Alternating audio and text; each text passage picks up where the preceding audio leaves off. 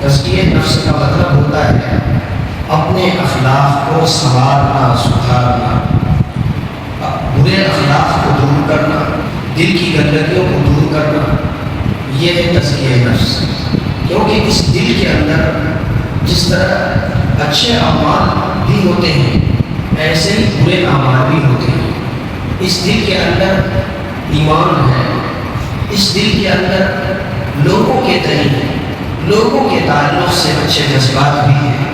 اس دل کے اندر صبر و شکر کی بھی صفت ہے اور اخلاص بھی ہے۔ لیکن اسی دل کے اندر ریاکاری بھی ہے،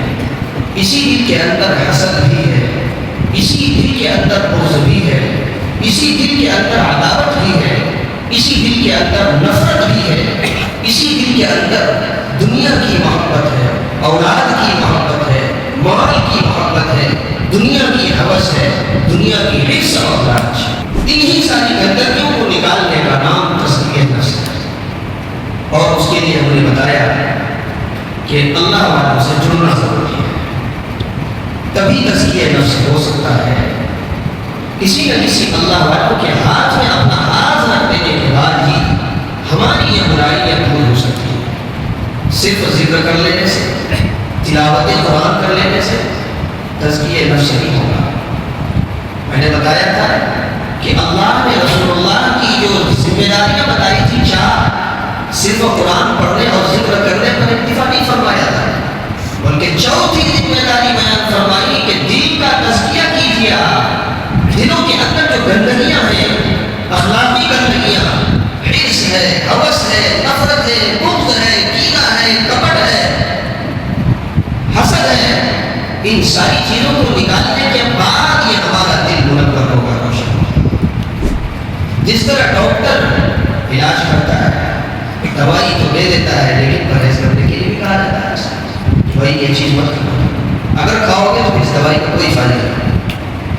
چنانچہ اگر وہ مریض پرہیز کرتا ہے اور دوائی بھی کھاتا ہے تو ٹھیک ٹھاک ہو جاتا ہے، لیکن دوائی بھی کھاتا ہے اور جس کھانے سے پرہیز کرنے کے لیے کہا تھا، جس چیز سے بچنے کے لیے کہا تھا، اس چیز سے بچ نہیں رہے، اس چیز سے پرہیز نہیں کر رہے، تو اس دوائی کھانے کا کوئی فائدہ نہیں، اس کا کوئی فائدہ نہیں ہوگا۔ بیماری جو کی تو ہی رہے گی، اس لیے کہ جس چیز سے پرہیز کرنے کے لیے کہا تھا اس سے پرہیز نہیں کرتا۔ اور جس طرح تالا کنویں کے اندر یا ٹنکی کے اندر اگر جانور گر جائے، مر جائے، سب پانی نکال دیجیے اس کو اور نیا پانی بھر دیجیے، لیکن جانور وہیں پر پڑا ہوا رہ جائے، تو بتائیے وہ جو ٹنکی ہے صاف ہوگی؟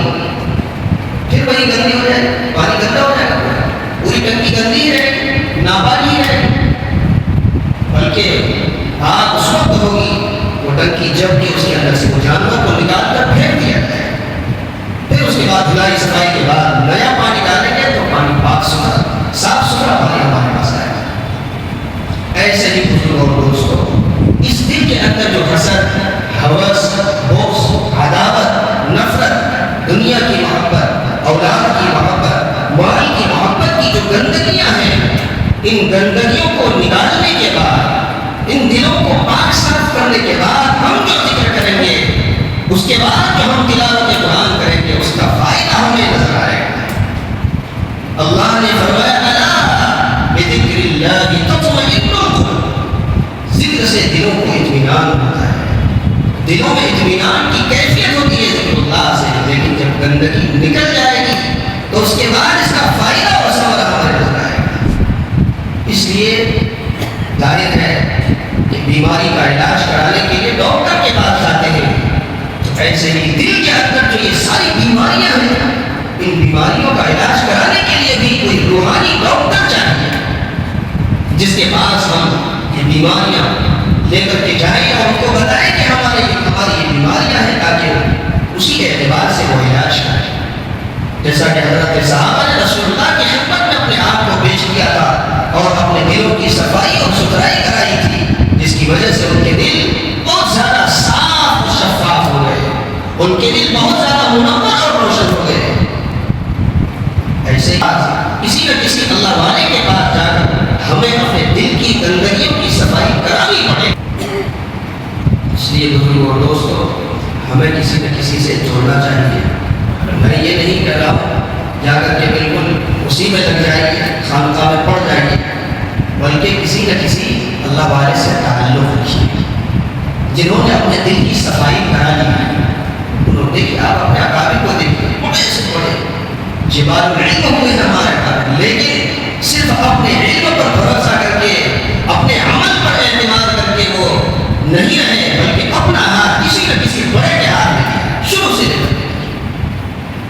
مولانا قاسم نانوتوی رحمۃ اللہ علیہ، رشید احمد گنگوہی رحمۃ اللہ علیہ، سارے کے سارے کتنے بڑے علم والے آج تک نہیں آئے، لیکن انہوں نے حاجی امداد اللہ صاحب کے ہاتھ، حالانکہ حاجی امداد اللہ صاحب نے پورے عالم نہیں تھے، لیکن پھر بھی اس وقت کے سب سے بڑے اللہ والے تھے، سید الطائفہ تھے، تو ان کے ہاتھ میں ہاتھ رکھا اور پھر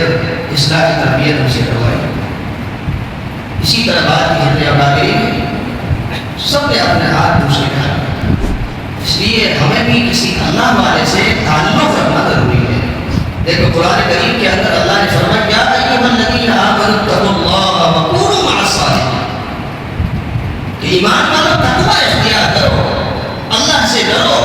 اور اس کے فوراً بعد اللہ نے فرمایا وکونوا مع الصادقین، کہ نیکوں اور سچوں کے ساتھ رہو، اللہ والوں کے ساتھ رہو، اس لیے کہ وہاں تقوی پیدا ہوگا۔ تو دونوں کا کنیکشن ہے اتقوا اللہ اور وکونوا مع الصادقین میں، کہ تقوی کا حکم دیا جا رہا ہے، اللہ تقوی پیدا کہاں ہوگا؟ اللہ نے فوراً بتایا وکونوا مع الصادقین، اللہ والوں کے ساتھ رہو، تقوی پیدا ہوگا، تمہارے دل کی صفائی ہوگی، اور پھر ان سے تعلق کے بعد تم اپنے اندر ایک انقلاب محسوس کرو گے، دل منور اور روشن محسوس کرو گے۔ بہرحال اللہ پاک